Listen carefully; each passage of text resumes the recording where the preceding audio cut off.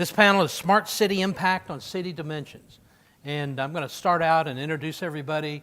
I think everybody's already got their mic, so we should hopefully be ready to roll. Our moderator for the panel is Ghazi Atallah, who you met earlier this morning.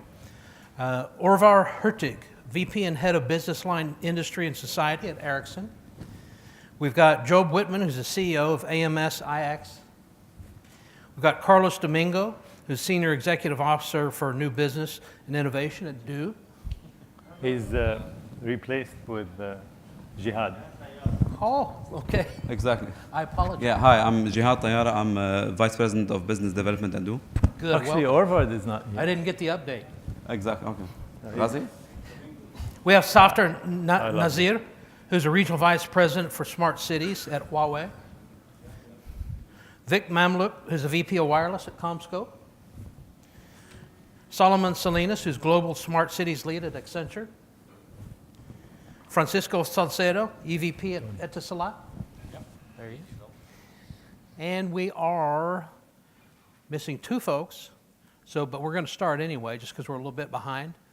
So I'll turn it over to you, Ghazi. Thank you. It's yours. Thank you very much. And I think we're 6 instead of being 8 or 9. There's actually 1 or 2 people that might join us a little late, but we'll get them into the discussion. We have talking about smart city impact on city dimensions. Just to kind of set up the discussion, and then I'd like, obviously, as the same way, each of you to take 2 minutes to present the topic from their point of view, and then we'll go into specific questions to each of you, focused questions on some of the topics of interest, and then open to the floor for a Q&A. It's now, if we talk smart cities globally, it's well recognized that smart cities are organized now within dimensions. So just to organize a transformation program like a smart city program, organized within dimensions of the city. So we talk about smart economy. How does technology impact economy within the city? How can technology contribute to that? We talk about mobility the same way. How can technology impact mobility within the city, make it a little more effective to move people and goods around the city? So we decided to, within the dimensions of the city, we decided to look at economy. So smart economy, talk about innovation, entrepreneurship. We decided to talk about mobility, and particularly transport and traffic. Then we wanted to talk about living, smart living, and then focusing on education and healthcare within smart living. And then smart governance of a smart city, which we would focus on citizen services as well as basically citizen engagement as a way of organizing the discussion that we want to have today. So I'd just like to give you a couple of minutes each to present the topic, starting with you, Francisco. Thank you very much, Ghazi.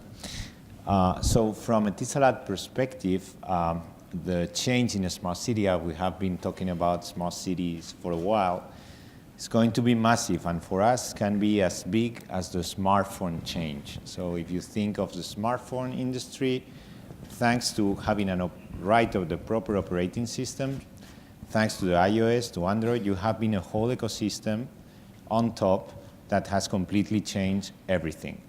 In the cities, our view is that traditionally a city was not having an operating system.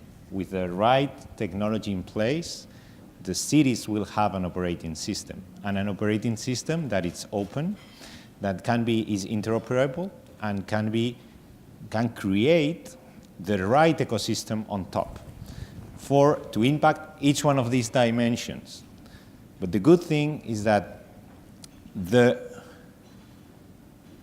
most important people in these ecosystems are going to be not the government, not the big enterprises, probably the citizens and the entrepreneurs. And those guys, we really believe they are going to completely change the game in a city. This is our vision. Thank you. So Jihad is actually replacing Carlos Domingos, Jihad Domingo. Jihad Domingo, yeah. Carlos is sick, so Jihad, thank you for stepping in. Go ahead, please. Okay.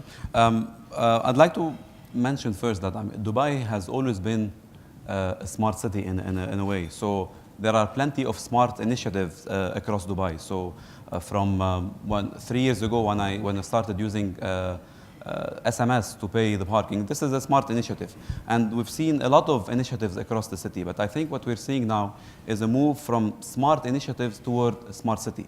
And a city cannot be smart if you don't have the right ecosystem around it, if you don't have the right platform about it. So to start with, you have the right infrastructure. You'll have the kind of Wi-Fi infrastructure, LoRa infrastructure, and those type of services, the impact on those initiatives is to force the operator or whoever is building those initiatives is to make them profitable and to generate money out of them and to monetize them. Same goes to the smart platform, which is really a major challenge to build the smartest platform in the world. And this is really something Smart Dubai initiative is working on. It cannot be a smart initiative if it doesn't cater for all the residents and visitors in the city. And we know that in Dubai there are a lot of visitors that comprise a major portion of the city. So, I mean, I've been, and don't take it wrong. So I was in Barcelona last week, and I mentioned this, I think, in one of the conferences earlier as well. And they talk about Barcelona as a smart city. And as an example, I wanted to rent a bike, and I was not able to rent a bike because the application is in Spanish. You need the local credit card. So it's not really a smart city if it doesn't cater for all the visitors of the city. Thank you, Jihad. Safder? Yeah. So firstly, Ghazi, I'd like to thank you for talking about the city as an initiative or a smart city initiative. Notwithstanding the definitions from the standards bodies about what smart cities are, the way we think about smart cities is as a program of work. And it's a program of improvement for the city. So whichever city you're in, depending on the priorities that you've got, so long as you've got a clear vision or strategy of what you're trying to achieve, translated into a program of improvement. And that's really what a smart city is. It's a program of improvement, and it should be a continuous program of improvement, because if you stop improving, then after a little while, you'll no longer be as smart as you could be. And that's also an interesting point about what we consider as smart. I would say that generally, we consider something smart if it is new and better than what we've previously experienced. So think about that, new and better than what we've previously experienced. So if you are, for example, in a city or town or village in Africa without running water and electricity, and you were to be provided those things, you'd consider that smart. You can't use the same standard in Dubai or Singapore or Hong Kong or wherever you are. So it's relative to what you've previously experienced, and that's how we look at smart. The Internet of Things is a fundamental enabler to make that happen. By the way, has anybody heard the name Kevin Ashton? Yeah. Nobody. Really interesting. Kevin Ashton is a person who coined the term Internet of Things in 1999. And Kevin was from the UK in Birmingham, and I actually started my career in the manufacturing industry in Birmingham, so I understand where he's coming from. He used to work for Procter & Gamble. And Procter & Gamble, he headed the lipstick line, or a particular lipstick, which was very popular. And they found that they were selling out in shops before they could replace the stock. So he came up with this term, Internet of Things, for his management, to be able to put computer chips into the point of sale to enable information about when the stock was depleted. So it's taken over 15 years for that term to then become known it's defined in the Oxford English Dictionary. There are standards bodies like ITU SG20, which I'm a part of, by the way, who are working on the definitions and the standardization of this for use in cities. So yes, what we consider smart can vary, or depending on where we are, but the Internet of Things is going to be a fundamental enabler for that. Thank you. So interesting, coming out of a need, which drives a certain development and technology that then becomes a solution and a service. So Salomon, please. Yeah. So let me begin by talking a little bit about how we're defining cities, smart cities. And myself and a number of our colleagues at Accenture spend a lot of time, of course, in cities, visiting cities. Everywhere we turn, irrespective of continent, we hear smart. Smart this, smart that, et cetera, for good reason. There's been a good reason for that. But smart is descriptive of the technologies. So we believe we have an opportunity now to fundamentally redefine the way we speak about smart. right? I mean, smart is a sort of a means to an end, and I would argue Dubai is probably ahead of any city that I've certainly visited in being able to recognize the fact that smart is the means to happiness, the end.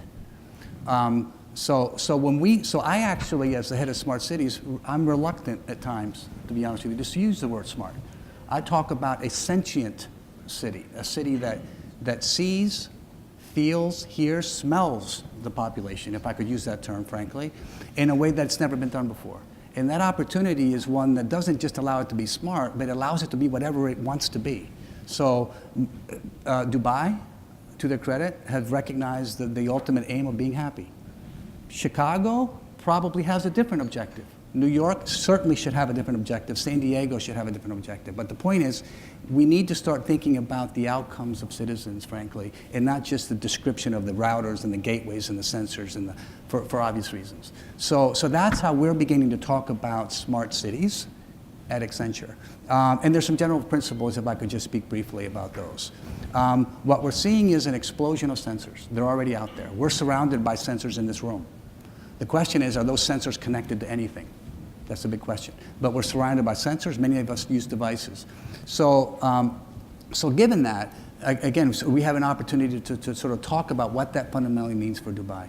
What that also means is that we're using the wrong terms in other means. We talk about platforms. Platforms are static, fixed, perhaps unvariable. I don't like to use that term. We as technicians, and of course at Accenture, we have technologists who talk platforms.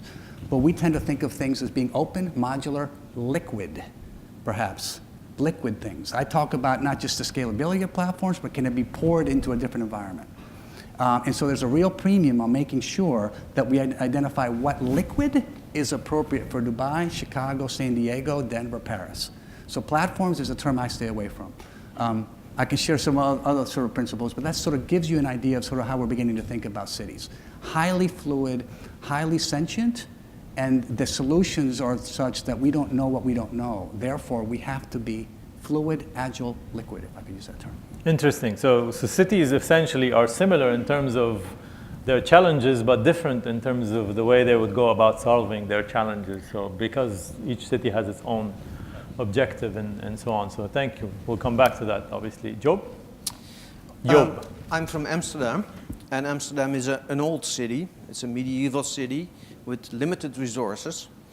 And Amsterdam decided to appoint a CTO for the city. And the CTO is not responsible for the Windows environment, but is responsible for thinking of the future, how to improve things. And Amsterdam is by far not a smart city yet, but we are working on a lot of things to make Amsterdam smarter. And so the definition that the city of Amsterdam has come up with, I'll read this out loud because otherwise I will be confused. But the goal of a smart city is to fuel sustainable economic growth and high quality of life with a wise management of natural resources through participating governance. And with the idea that we have limited resources, so how can we better use those limited resources? And you can think of a lot of things like water or whatever, but we also have a lack of parking space. We have, the streets are narrow. So how can you improve life in the city using the limited resources in a wise manner? That's how the city of Amsterdam looks at it. Thank you. Vic, last but not least. Okay, well, I'm going to focus more on the mobility and the smart city, saying that there's different things. One is application that talks about health and all the different application for a smart city, or the connectivity. So I'm going to focus on the connectivity of a smart city. And for a city to be, like again, smart, that means connected, you have to have a partnership that starts with the government. The government, like Sheikh Mohammed, has a task to come back and say Dubai is going to be one of the smartest cities in the world. Second thing is has to go to the regulatories. Regulatories should give access, making sure it would be easier for the mobile operators to have access, whether to enterprise or parks or buildings, and make it a law that they can have the access into this building. Then it has to be with the vendors. They're coming back with equipment that can be shared in infrastructure, whether passive or active. The ICT to make sure that data centers will all readily available. The fiber to the home is available. The connectivity with shared infrastructure to make the entire city smart. And a smart city starts with smart building and smart parks and smart hospitals, and all that need connectivity, not competing between the telco, but the regulatories having the access for the telcos to put the infrastructure and the infrastructure to be shared between the different operators, whether it can be essential communication that we talked about with Tetra, with government, to commercial, GSM, LTE, to Wi-Fi, to all the different access. Instead of competing about coverage, now you're not competing. It's a mandatory. You compete on the level of service. And that's what we have to come back with the focus on the smart cities. Interesting, Vic. So if I can ask you a question, start again by asking you a question. So do you believe that, take the example of Singapore, who went all the way to actually creating an environment whereby they mandate gigabit to the home or certain broadband capability to the home, and they actually funded part of it, working with the telecom operators in Singapore. Do you think that something like that should be done here in the region with the government to enhance connectivity, make sure that we have this kind of an environment? Absolutely. I think this is one of them. And the second thing is with the enterprise, with building owners. I mean, a lot of times you don't require building to have lights. So you require building to have their own wireless infrastructure already in place. So the enterprise will be shared with the operators, whether from the outdoor or the indoors. I think that's what really has to come back and be mandated and sponsored by the government and the regulatories to make it happen. Interesting. So you, maybe coming back to Francisco being one of the telecom operators in the region. So the connectivity is a must. We must have, we must blanket the country essentially with good connectivity so that people can participate in a smart city environment. But I think also more than connectivity, what do you suggest the government and the telco should work on together to be able to have this environment that encourages the participation? Connectivity for sure, and this is this country is a very good example in terms of the penetration of fiber, the penetration of next generation broadband connectivity. And I give you just a very quick example. For example, in Europe, in digital education, which is part of the smart city space, even if the solutions were there, sometimes the connectivity is not, and it's very difficult to deliver the right content to the schools if you don't have the right connectivity. Here, with Abu Dhabi Education Council, we have it's just the other way around. The connectivity is there, and probably the adoption of digital education is going to be much faster because the connectivity is ready. So this is the first thing. And in the UAE, they are doing a pretty good job between Etisalat and the government.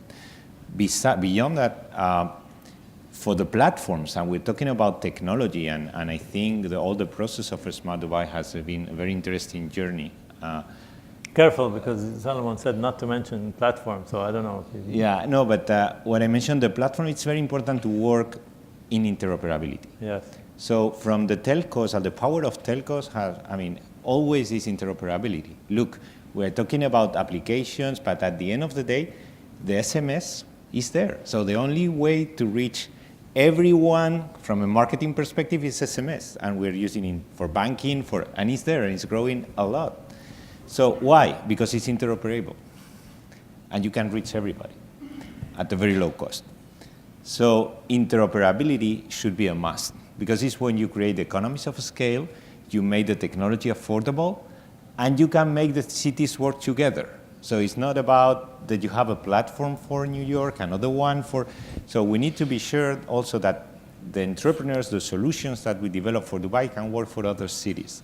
So I think we have the responsibility together with the governments to create that environment that ensures the interoperability. So among all of the things, I will stress that point, because it's where we become stronger. Okay. Interesting. Jihad, when we talk about whatever the platform, the environment, and so on, we talk about balancing and interoperability in between open source and non-open source components. How do you see that do, and what would you suggest in terms of creating this environment for a city that balances open source and non-open source? But I think in terms of connectivity, this is not really the main challenge, at least in Dubai. So as Safder mentioned, in different cities, the challenge is different. So the end goal really is not smart or connectivity. The end goal is happiness. And to be able to give this happiness to people, who better than the people themselves who know exactly what the people want. So I think beyond, Noel mentioned this morning, a private-public partnership, and he added the people to it. I really like this, Noel. The people are really a key element in this whole ecosystem. And this is where all the entrepreneurs can really thrive, all the innovation ecosystem can really be take off. And it can also push the creativity of the people. And they, as I mentioned earlier, they know better what makes people smart in this context. Okay, and so if we go to you, Safder, in terms of getting this innovation all the way to the people and encouraging the people to participate and so on. And you mentioned this is a program, right? It's not a specific technology project or a specific initiative. It's a program, and part of the program is to get the people to participate and innovate and so on. What would you do? How would you do that? What kind of ideas would you put on the table to get the citizens and the residents and so on, the people of the city, to participate? Sure. So one of the key things in terms of any smart city initiative when you start out is what's high impact in terms of citizen visibility. And that's important no matter where you are, because you want people to buy into what you're doing, right? And to be able to understand what you're doing. And that can be a motivation through somebody wants to get elected in the next round of election, whatever their motivations may well be. And I've actually experienced some of those personally.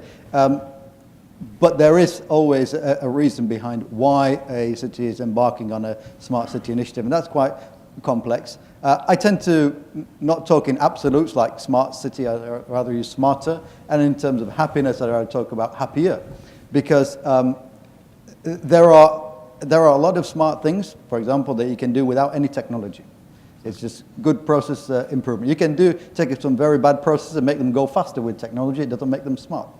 There's some things which are better connected with technology and some things that you can't do without technology, right? So if we break it down like that, there are things which are readily achievable. Some things take a little bit more time. But to be able to get people to be or feel involved with that and feel happier about that is what will impact them first, right? So, for example, when we talk about distributed government or being able to access government services, I will be happier if I can access a service in an easier way, rather than having to go down to a government office and take a token and maybe the tokens have run out for today and come back tomorrow, which I have experienced in certain countries in the Middle East. If I can access that service online through a mobile device, great. If I'm ready to consume that service that way, there are also people who maybe not so savvy with technology who want to engage in a different way. So one side of it is using technology to deliver some great services, but technology is not the answer to everything. The other side is it has to be balanced with understanding people and how people want to engage with a government or a consumer service. So if I use that example of distributed government, and here the operators I think do a great job.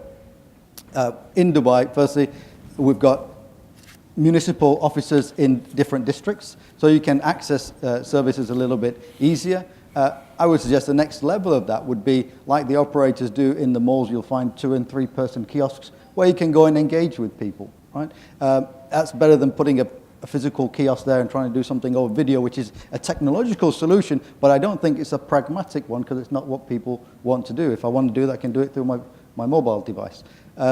So having that type of distributed government where you can go and you've got longer working hours and so on within malls, I think the operators do a great job. It's a good example for governments to adopt as well across the region as a part of distributed government. That gets people to be able to see that the government is doing something for me. I'm getting something back out of that. And as a part of engaging people, the more you communicate, if it's like any program, requires a change management program to go with it. Yeah. That change management program requires a lot of communication, as I'm sure you're well versed in. So I would say as a part of the change management to be able to engage people and let them know, because there's so many great apps even available from different government departments, but how many people actually use them or even know that they exist? Yeah, so educate and inform to take advantage, let the people take advantage and even contribute and even innovate and so on. Salomon, you very well said that cities, different challenges. However, a similar approach but a different outcome. How do you bridge that gap? If you're a New York, or if you're Chicago, or if you're a Dubai, or what have you, you have different challenges, right? But you have similar complexity, and you want to have almost a similar outcome in terms of getting smarter and quality of life and so on. How do you bridge that gap? How do you kind of organize that? So this is where the magic dust happens, right? I mean, I think all of us who sort of have the technologies, it's easy for us to talk about the rocket. It's a lot harder for us to sort of say, where should it go, Yeah. the moon or Mars? So let me just talk, and I'll answer that by sort of touching on a couple points that have been made already. Number one, about connectivity. So when I think about connectivity, and this I'll get to your answer in a minute, I think about the last mile. Everybody knows the last mile. And the telcos, as was mentioned earlier this morning, and I think we probably all agree, have a great role to play in sort of achieving that last mile. Meaning, every time I pick up my phone, I see AT&T. It's just, that's the service I have. Every time somebody in Dubai picks up their phone, they see Du or Etisalat. And so those brands, as was mentioned earlier, have a great deal of equity behind them. So, and they are in front of the consumer every time they power up their phone, which means they have the opportunity to sort of gauge, to have the dialogue with the consumer as to what they need. You talk about sort of pulsing the market. In my opinion, the telcos, because they are literally in the palm of the consumer, have the opportunity to pulse that market, number one. So that's the top, and to sort of shape what the city is, what smart means for Dubai. And clearly the city of Dubai has done, I would hope, I presume, a great deal of research about sort of the aspiration of being happy. In Chicago, I'm gonna guess probably safety is an issue. New York, probably something different. So, but again, but the telcos, perhaps better than any other vertical sector, have an opportunity to sort of gauge that, number one. Then so that's the last mile. Then there's the first mile. So the connectivity, back to the sort of issue of connectivity. Connectivity in the first mile means not just, by the way, connecting one sensor to the other. Because if you think about it, I'll throw two statistics out. By the year 2020, everybody's seen this, but I'm going to turn the statistic around. Everybody's seen this. By the year 2020, 212 billion sensors. 26 per human being on the planet. 50 billion devices. 6 per every human on the planet. That doesn't mean they're connected. That just means they're out there. They could be stranded, frankly. And they probably will be stranded unless we sort of do our jobs right. Very likely. And in fact, if we're already there, 4 years out, so we're probably connected with 15 sensors in this building. So the challenge is, and devices, the challenge is, how do you connect those? What does it mean to sort of connect those sensors? And for whom does it matter? That's what we're trying to focus on at Accenture. It's not just to have the sensors connected. Because the last thing we want is, and I use this term, the last thing we want is a dumb smart city, where you've got sensors under the ground in smart light meters, in smart lights, et cetera, embedded all over us, and they're not telling us anything. What we want is harmony. And I'll finish with this point quickly. There's a place at MIT, at the Media Labs. It's co-sponsored by the MIT Media Lab and the Sensible Cities Lab, where you go and you walk in this space. And the two labs have co-invested in putting sensors on the ground in the space. And you walk through the space and you don't know it. But they're sensors collecting information. Well, the academics at MIT have sort of, to demonstrate the beauty of harmony of these sensors, have turned that into a song.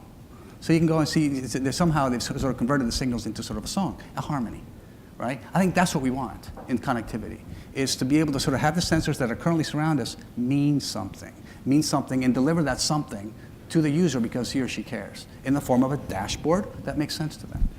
So general thoughts, right? But that's sort of the approach. I think it's going to be very easy for us to get this wrong. It's going to be very, very hard to get it right. Thank you.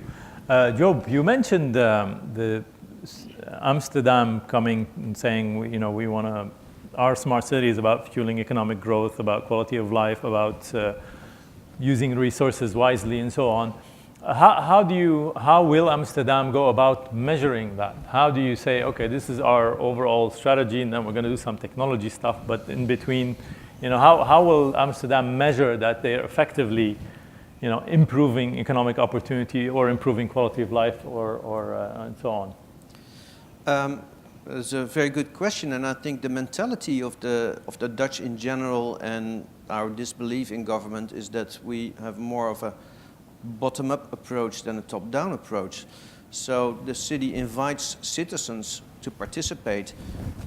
They say, we need open source data. So anyone who comes up with a bright idea can make use of all the data that come from all the sensors and the beacons and whatnot, and build apps or other applications that are useful. So it's up to the citizens to determine what they really want out of this, rather than the city who says, we want this out of it.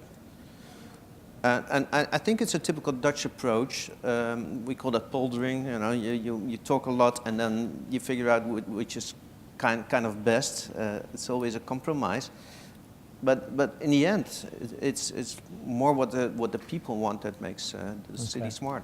So a good measure are the people of Amsterdam actually leveraging the data that's available? Are they producing new applications? Are they innovating? Are they? So it's or they add data themselves. I mean, it's totally open. So the database is open to anyone, also to add data. Interesting. You know, making sure that's the way to measure for Amsterdam is how many people are participating, how much data is being added, and so on. That's a very good, actually. It's a very ground-based approach to measuring the success of the city. Are the people actually benefiting from it? Exactly. Interesting. Vick, you talked about connectivity and the government's role, and you've heard a lot of comments from the panel about connectivity and about the government's role. What do you say about the data that is resulting out of this connectivity? You're connecting so many sensors and so many things within the city.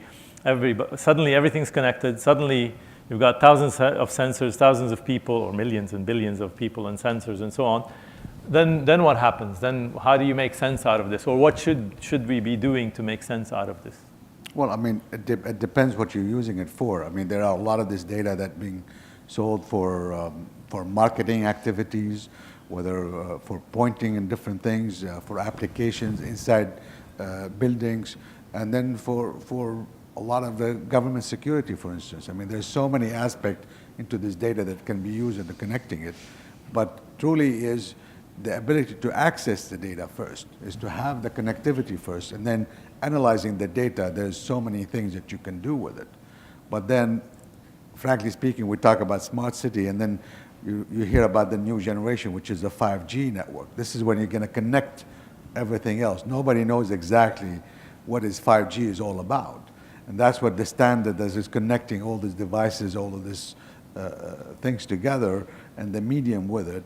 That's something that will be done later on, and you're going to find out more applications into this type of data and analytical on this data. Okay, as we get ready in the audience for some questions. Just to add on the data, basically when I think smart city, I don't think really data or connectivity. It's more of information. So it's the transformation of data to information that can be made available and used by the public. So I really think open API, I think people sitting and crunching data and merging and cross-correlating data from different departments and different areas to make the best use out of it, rather than looking at it in silos and looking at it as raw data as opposed to information. And the government should play a big role in this, as well as the key stakeholders, in saying, okay, here's the data, and here's how you can make sense out of this data and become information and leverage it for whatever you're doing. And this is the governance model that's happening basically in Dubai. So I think Dubai is the first city that has an open data law that was issued a few weeks ago. And this is where you have to link with the purpose. Because depending on the purpose of the city, the way what data you are interested in, how you organize the data is going to play a very important role. And then, of course, you need to open the data for the different industries. So the health industry, the data of health that you are having, and this policy of having the data you are going to offer for free, the data that is more sensitive. So all the things that Dubai is doing beyond the technology for data governance for me is key. Salomon. Just a quick point. I think Paco is exactly right. So the point that I was sort of, just to echo Paco on the data, is that the government absolutely has a role in first demonstrating the potential of the data, predictive and historical and predictive. The data, and by the way, not just data on one, but among all the connected dots that we're connecting in a sentient city. So, but eventually, the data should speak for itself. The information should speak for itself. If we're making sense of the right data, which means something to consumers in Dubai or Chicago or San Diego, at that, then the market will demand that data. And then the government doesn't necessarily have to have a role, it seems to me. At that point, the consumer says, yeah, I'd like to sort of learn about what happens when I leave an event and something happens here in the city and the traffic patterns are over here and there's, by the way, a security trigger event over here. I'd like to have that. And the consumer will then inform us that this is valuable to me. And and I agree with you, it's not data, it's the information that's not made available has value. And then the government doesn't necessarily have to have a role other than, again, they seeded it, right? But then eventually it should, otherwise, I mean, that to me is one measure of success. Yeah.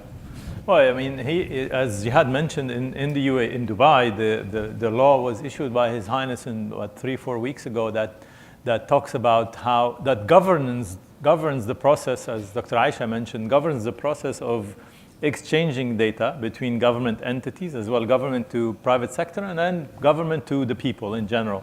So it's a very important step in the right direction. We're going to be able to collect all this data, but then how do we share it? Who gets access? Who gets, not from a security standpoint, but who gets access to benefit what? And how do we make sure the private sector leverages this data and so on? That's a critical aspect to success as a smart city. I think we had a question right here, yes? This is Ling from Huawei. I just heard all the discussions. I have one question for the panelists.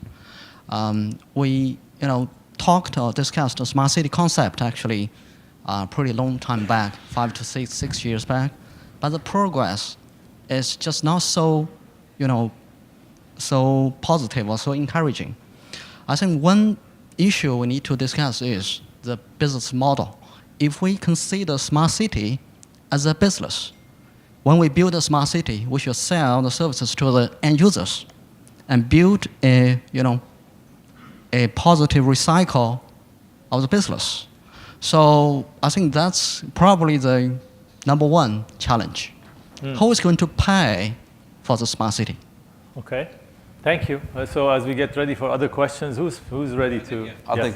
Actually, it's a very valid point. Basically, the overall economical model around the smart city and how it will survive. And we really think, I mean, from our perspective, it should not be. I mean, you cannot charge the consumer at the end of the day and ask them to be happy, right? It should be. It's more of a freemium model that should be available. I mean, this is what we're seeing in a lot of OTT applications. This is what we're seeing. This is what we launched on the Wi-Fi UAE front. So locally, we launched a Wi-Fi service that is. It's called a freemium service. So you get a free access, and if you want a higher speed, you can pay for that. So the same model could apply to the smart city concept. So I mean, if you look at the consumer, so your dashboard, I mean, there's a dashboard conceived out of the smart city. So your dashboard would be different than mine, but the basic dashboard could be free. And beyond this, whatever customization you want to add, whatever services you want to add, it could be charged. Okay, so this is one basic principle of how you can finance the smart city. But another thing linked to your point, I think the adoption is true. I mean, we have been talking about smart city for 6 years. But I mean, to break the silos in technology is very easy. It's very easy. The technology is there. To break the silos in organization, that's a different game. So I think that the barriers and the main constraints are more in human nature than in technology.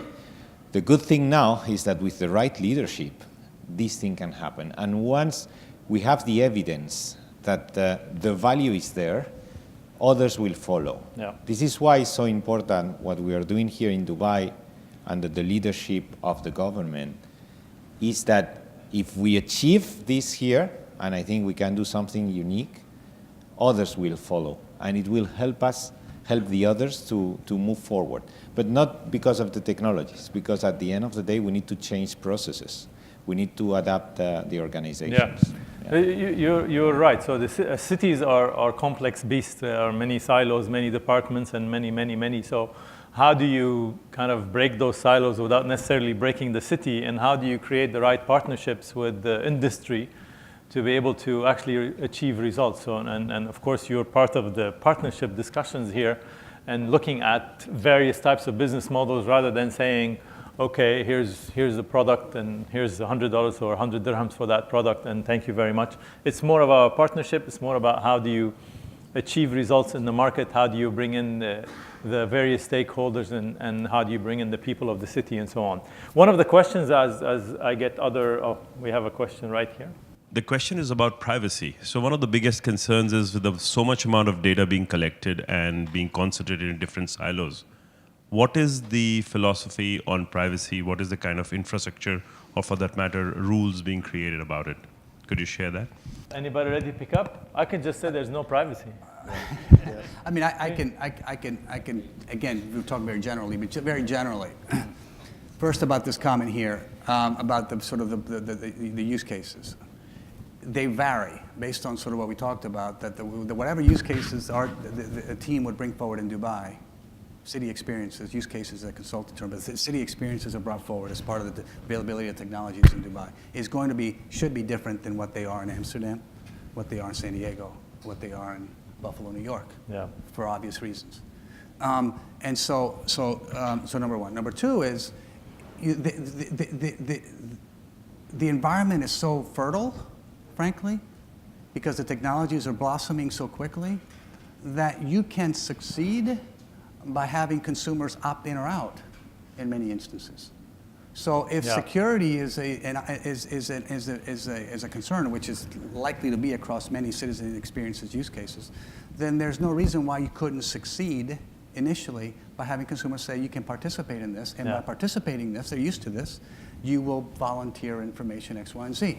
And if those that decide to opt out will hear from their neighbors, their parents, their children, that they opted in, and by the way, I'm getting this benefit. I'm going to get from point A to point B in the city in 15 minutes. Yeah. It's still taking you 45 minutes. Then perhaps at that point, I volunteer my information. Yes, yes, with a view on privacy. It's interesting because, you know, depending on which generation you're from, the privacy has a different meaning. And if you're from our generation, privacy is privacy.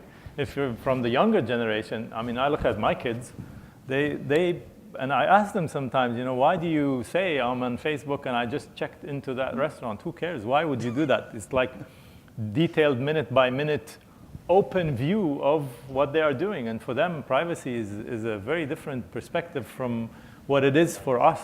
So I would say it really depends on which generation you're from. But certainly sensitive data and sensitive information needs to be treated that way. And it needs to be taken care of. But I really think that for the generations to come, the type of, when they think privacy and when we think privacy is very different, and they're much more prone to, as you say, opening it up and providing data and sharing what they're doing and when and so on. That's quite unique. So let me comment on a couple of things there. Firstly, I mean, yes, from our generation, it's everything was private unless I made it public, whereas the younger generation, everything is public unless you make it private. Yes. Now, the reality of the situation is if you carry a mobile device, nothing's private, right? Yeah. If you think back 15 years ago and somebody came up to you and said, I want to know about your life, who your friends are, who you talk to, where you go, what you do, tell me about your life history. You'd think, why are you interfering in my personal life? But now people freely do that on Facebook. They'll tell everybody what their whole life story is, right? And you can go and pick that up. And it's, when people want to see it, they'll go and find out all those things. So when you live in the digital age, that is part of the package it comes with. So someone somewhere has got your data, right? Someone somewhere knows where you are and what you're doing. So all of this, you kind of take it. You have to take it as part of the package of the benefits that come with being able to use some of these technologies. Let me comment also on when we look at smart cities, generally defined in 3 mega waves, from infrastructure to vertical services to innovative platforms. And in the end, basically, whoever benefits pays. I think that's the principle that should exist. So when it comes to infrastructure, yes, primarily that's from operators, and they'll benefit from charging for services on top of that.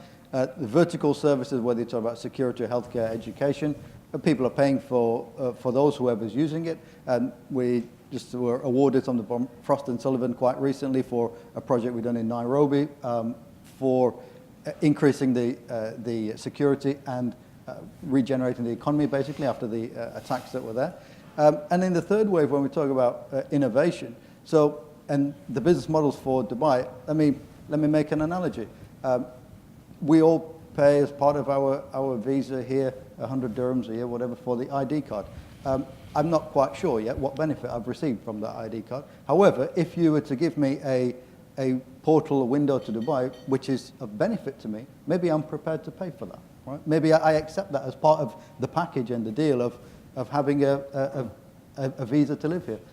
We had, Job, a question for you, please. You talked about getting the people involved and lots of interesting initiatives in Amsterdam to get that. Is there anything similar from a private sector point of view? Or are there any initiatives to get the private sector, small, medium enterprises, startups involved in the smart city master plan? There is. Because the city likes to promote these building of apps and involvement of the people, because otherwise they will never get their bases right. So they actually have funds available for people who come up with great ideas, and then they have a set of requirements that the new ideas and apps need to adhere to in order to be embraced by the city. But there's actually at this moment a €1 million prize available for the best idea on how to do things. And I happen to be on the jury, so I cannot go into the details of those things, but think of, I can give you an example. My office is close to a relatively narrow street with a streetcar in the middle, and it's a shopping street. So every single house is a shop. And if you see how many trucks drive into that street every day, every single day, to fuel the shops, and how much congestion that gives, and the tram cannot go through because there's a big truck. So now it's the shop owners who came up with the idea, let's collectively use trucks, smaller trucks, to fuel the shops. So they collectively use that. So the congestion is back to 2 times a day rather than 500 times a day. And it's better for the shop, it's better for the people who live there. And the city embraces those kind of ideas. This one doesn't cost any money, so they're not going for the price. But as a general idea, that's what I say. It's the community. It's not only the end user. It's also the businesses who embrace this idea. And that's what the city likes to promote. So they are not telling us what to do, but they come up with ideas and bases that we can build on. Interesting. Any way we can influence that €1 million prize? You better be fast. No? Okay. Did you want to add something? Yeah, I just wanted to add a couple points, because I think this is an important thing, because I've said this before, that we don't know what we don't know yet. So we have to think about the next 5, 10, 15 years, perhaps 20 years. And so what we do is, and I know Dr. Aisha has heard us say this, is we think it absolutely critical to bring anybody and everybody to the table as a community. Call it a center of excellence, call it a test lab, et cetera. And that community has to include the entrepreneurs, the ones with the niche technologies. Example, in Chicago, I think some of you have heard us talk about the Center of Excellence in Chicago. And the only reason I speak to it is because I'm there every Thursday and Friday. And we have a regular set of meetings where we have the innovative technology providers come and showcase their technologies and their approaches. So that when, not if, but when we need them, we know they're there. It's not an if, it's a when. And so we know them all. And we work with the Midwest Internet Technology Council to do the same thing. So we literally have them. So at least from a standpoint of the technologies and the players, they're a critical element of this. And it's also consistent with our approach to openness. The openness isn't just openness to, in terms of, I'll use the word platform, but it's openness to the community. Thank you. So before we get more questions from the audience, Dr. Aisha, thank you for joining us. Welcome. You've been appointed recently as the Director General of the Smart City Office. How do you feel about that? I've been asked this question several times this week. Actually, it's the continuation of the project. We started it 2 years ago. And you remember first day we've called neXgen to come to work with us. You said, finally, we are going back again to this project, which we started, I think, it was 2007, but we felt that this is a bit futuristic project. So this is a natural movement, or the maturity level of Dubai being smart, being like electronic, the E-wave and the mobile wave, and now the smart wave. So it is our duty to fulfill His Highness' vision and our city vision to be the happiest. Do you think it's a challenge? It is a challenge, yes, to bring everyone around the same table. Yes. We've managed to bring, alhamdulillah, the government to see that vision with many policies coming along with the data law to remove all these silos. But now the bigger challenge is to bring the private sector again also with us. Not the telecoms, not the ICT industry, but the private sector when it's come to the economic dimension of a city.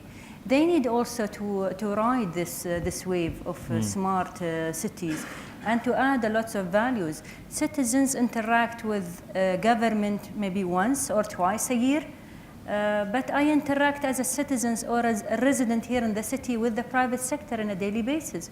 Groceries, petrol stations, schools, clinics, retail department, you name them. The private sector should come also with us, academia come also with us. So this is the main challenge, you know. So if you were to look ahead 12, 24 months in Dubai, how do you see this all coming together? I know the platform is being finalized and built, the data law, the organization, and so on.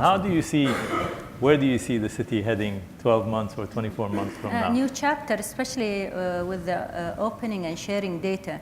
There'll be a new business, new industry that we need to open our mind and set it to have this new dialogue, how to manage our cities after opening it and sharing all the data and being all part of the same, in the same position with the private sector. Oh, wonderful. So looking government being, as Dubai is always, the government of Dubai is very aggressive and leading transformation. And what you're saying is it's still going to lead transformation, but we need to bring all the stakeholders on board. And normally, Ghazi, people ask government to open their data.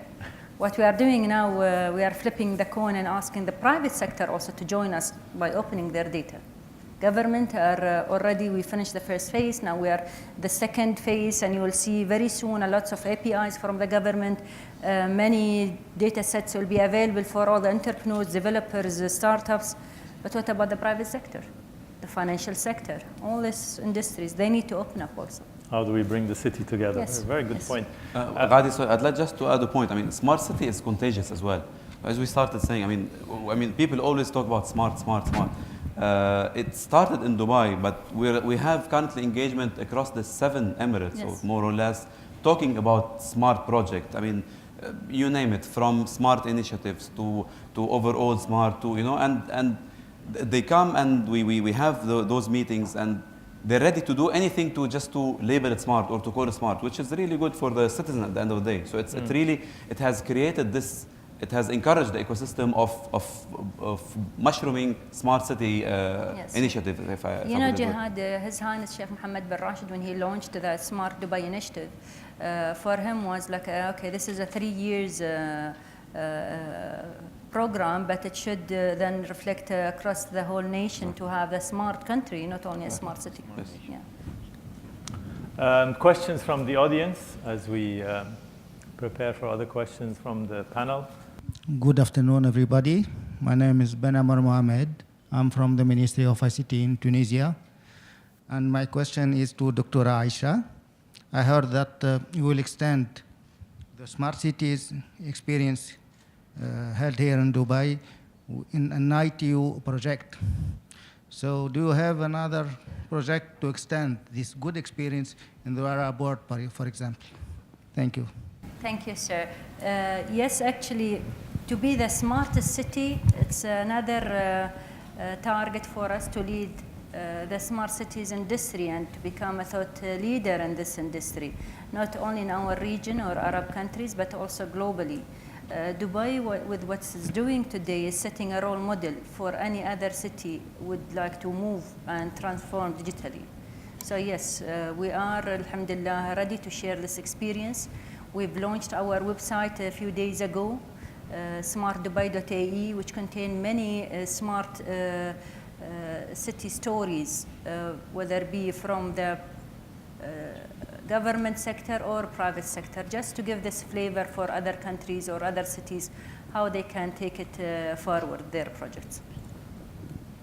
So as a lighthouse city, a lot of cities are going to come around and say, we want to share the experience and so on. So as you mentioned, ready to share the experience. Yes, and actually also many cities already approached us.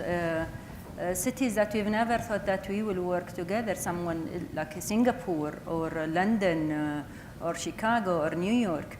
We are in a very good relation with them and to share a lots of experience we have, especially our blueprint, our roadmap, our guidelines, because when we set those systems, they were based on best practices, but also looking forward for the future. It's fabulous, isn't it, that a city from the region is now being looked at as a benchmark globally, where before lots of us were going elsewhere to say, what are you doing so we can look at it? Now it's the other way around. Cities are coming here and saying, what are you doing so we can see what is the best practice and what is a benchmark.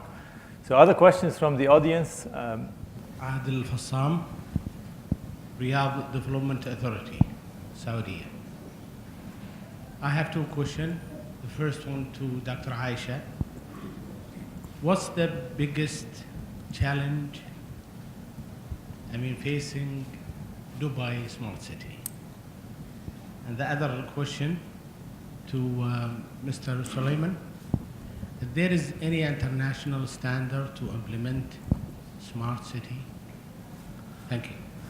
Thank you, Adil, for your question. Yes, I will not say one challenge, many challenges. The first one we faced was the mentality, especially with the government entities, even though we have started our smart government in the year 2000, and we have a legacy of success when it's come to e-government and smart government. But again, to have happiness and people as the centric that we need to draw all our plans, this took us almost 1.5 years to, let me say, partially overcome this challenge. The second challenge will be one of our main goals behind a smart city project is efficiency. And we want to make sure that, yes, we are efficient when doing all our business here in Dubai. And it is a challenge, but I'm sure the private sector will support us to make sure that we hit that target. Interesting. The second question is to you, Salomon. Yes. There are at least 126 standard bodies on smart cities. Not standards, but organizations trying to seek standards. So it gives you a sense of where the standards are. So the quick answer is no, there aren't any. But there are efforts to standardize. The question is, what do you standardize? There's a couple of racehorses, if I can use that metaphor, that are ahead, perhaps, in establishing at least a community of cities and consultants and technologies on a common set of standards. The Open Data Institute is one. And interestingly enough, the National Institutes of Standards and Technologies in the US, part of the Department of Commerce. Mm-hmm. So there are efforts, very aggressive efforts to try to standardize. My own personal opinion on standards is as follows. Short of standards, the standards have to be set by the ecosystems in which we operate, which is why I say to people, and I know Paco has heard me say this before, I probably spend more time on the phone, right or wrong, with our ecosystem partners than I do perhaps with Paco and my other clients. I'm not sure that's a good thing. But the reason for that is so that we know that this modular, open platform that we bring to clients, whether it's Dubai or whether it's Chicago, or whether it's Singapore, et cetera, is ready to go vis-a-vis standards. So that we've had the discussions in advance So the other thing I was saying on standard is I'm not convinced that we necessarily need a single set of standards any more than we necessarily need a single language. Yeah. You know, we all speak different languages. Yeah. So perhaps it's a set of standards, horizontal standards and vertical standards. But I'm not convinced that the endpoint is a single set of standards. I think, adding to your point, and we were talking about interoperability. So I think it's important that we ensure interoperability and the openness of the platforms.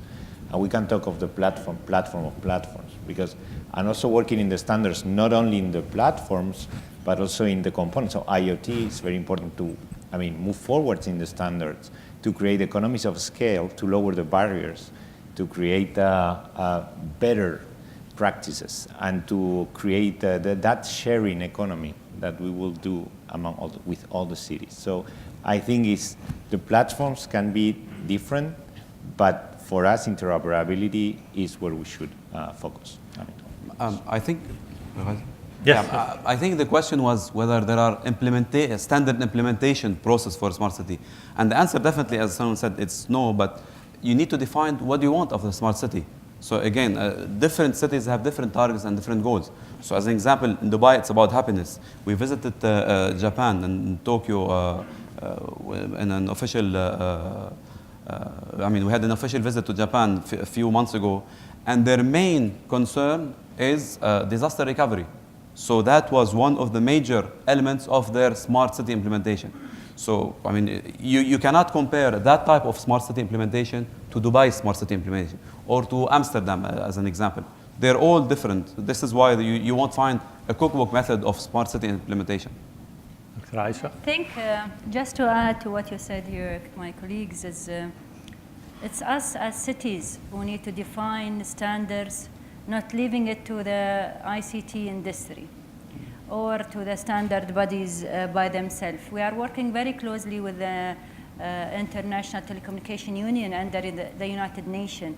And believe me, the amount of effort we are putting here as a city to modify the formulas that being brought to us by all these experts, the academia experts, it's tremendous. Because what they put in their booklets, you cannot implement it as a city. Our experts on the ground, they have different formulas to manage the city, manage the roads, manage electricity, utility, and you name it. So we need also to have our input when it comes to standards, not just leaving it to the standard bodies and influencing it into cities. It will always be a very high level KPIs or standards. But we, as Jihad said, we need to define what do you want from this initiative and put our own standards and then map it to whatever international standards effort is there. Thank you. Thank you. Other questions from the audience? Okay, it's going now. Hi, Munir Latkif. Question to Dr. Aisha. The Dubai Smart City Initiative is often, refers to the happiness as the ultimate goal. So my question is, what do you have in mind right now? How are you going to measure that? What kind of targets are you going to set in terms of time to say, well, this is my index of happiness? Is it like more general type of index, or are you going to break it down for the, through the different verticals, say in the transport, in the healthcare, etc., and then you aggregate this? What kind of roadmap are you putting in place for this? Thank you. Thank you, Munir. Thank you. I believe all of us believe that happiness is the ultimate goal of life. This is the philosophy of being alive. And yes, we have both very general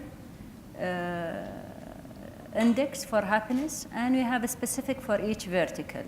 When it comes to the general, we have the United Nations index that they measure all countries and cities, but yet we are taking it to the ground, wherein each entity and each vertical implemented a very simple happiness meter by measuring the experience of the people in their venues or who use their online services. And by this, this will measure for us what is the experience of our people while they are using our services or entering to our venues and our halls. very simple, but yet can give us that indication if there is anything wrong around that area. And the leadership can zoom down and drill down to know exactly what's happened in that venue or around that service. So it is like a temperature thermometer to know exactly what's happened there. But yet also all our projects and all our services and programs around smart city is linked, when it comes to a strategy, linked to the happiness.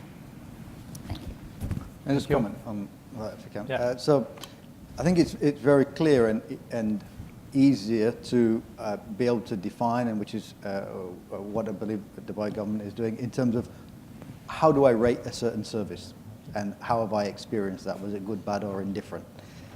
Let's see that a little bit different from happiness overall, which is a very complex socio-economic problem. Right? People can be very rich and whatever and are not happy at all.